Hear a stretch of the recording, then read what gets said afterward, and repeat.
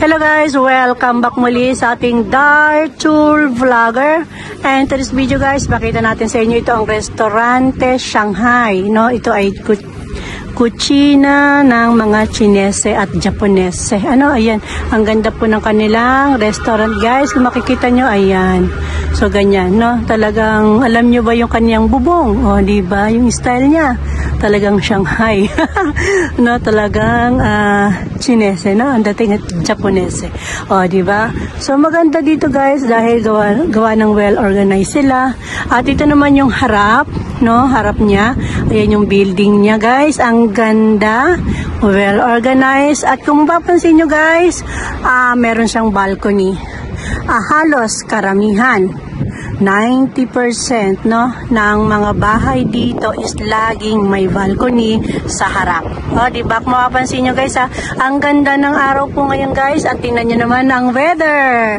Ang ganda, blue na blue ang weather guys. Di ba?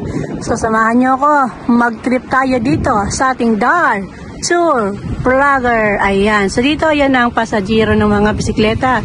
Diyan sila pwedeng dumaan sa red na kalsada na yan. Okay.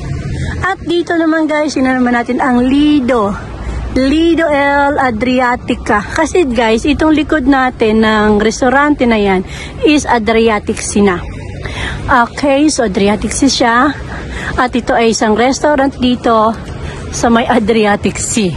Kaya siguro pinangalanan siya na Adriatica. Okay, di ba ang galing natin manghula? Ayan, pizza, cucina, ibig sabihin, pizza, yun, cucina is kitchen, ayan. So, ganun lang siya i-translate. Di ba, sinimplihan na lang natin. Ang ganda naman ng puno na to guys, di ba, nakakatuwa siyang tingnan. Para siyang, nipahat na, yung katulad sa atin. Di ba, ayan. So, ang ganda ng building guys, ayan. At ayan, kung mapapansin nyo guys, walang masyadong taong naglalakad. Kasi dito, mas maraming naglalakad pagdating ng hapon. Okay, so yun guys, ang Adriatic Sea. So Adriatic Sea ngayon guys is, ayan, malalim na banda doon sa dulo. Pero meron dyan bato, na kung saan yung bato guys is hanggang doon lang pwede maligo ang tao. Diba? Nakikita nyo yung bato na yan guys, dyan. Diba sana ba yun? Ayun, yung bato na yun, hanggang dyan lang pwedeng maligo ang tao at hindi na sila pwede pang umano sa kabila na yun kasi yun ay malalim na. Okay, mga boat na ang dumadaan. Dito naman guys is palaruan. Ayan. Kids, ano tawag dito? Kids playground. Ayan, ayan. So dyan naglalaro mga bata guys. Ito yung CR nila guys. Ayan, well organized. Okay, malinis. Ito yung kanilang pinaka-sand. Pino ang sand nila. Hindi nga lang sila puti, no? Pero pino. At masarap maglakad sa ganyang sand. Okay? So, wow! Ito naman ang bar ng pizzeria.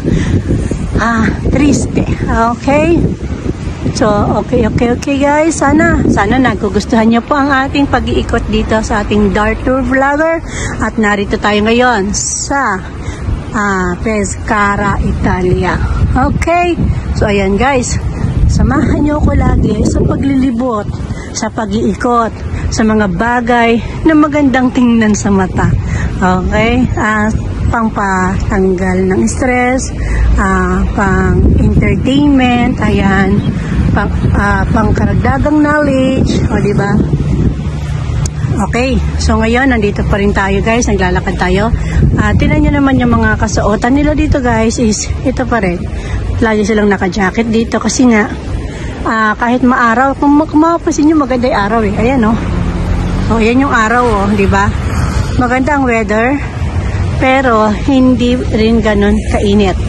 Okay, lagi pong naka-jacket kasi kahit na magsuot ka lang dito ng sweater na manipis is lalamigin ka pa rin talaga. Okay? So, ayan. Tabang edad niya. Pero, malakas pa, no? Nagbibisikleta pa. Sana all. Okay, sana lahat, kahit may edad, kaya pa. Kayang magbisikleta. Diba? Kayo talaga, guys, Ayan. So guys, lagi ako magpapasalamat sa inyong loyalty sa panonood na dito sa ating Darter Vlogger. Sana guys, wag po kayong manawa na suportahan ang ating YouTube video account na ito. Okay? Samahan niyo po ulit ako guys sa susunod nating video. Again, thank you and God bless sa lahat.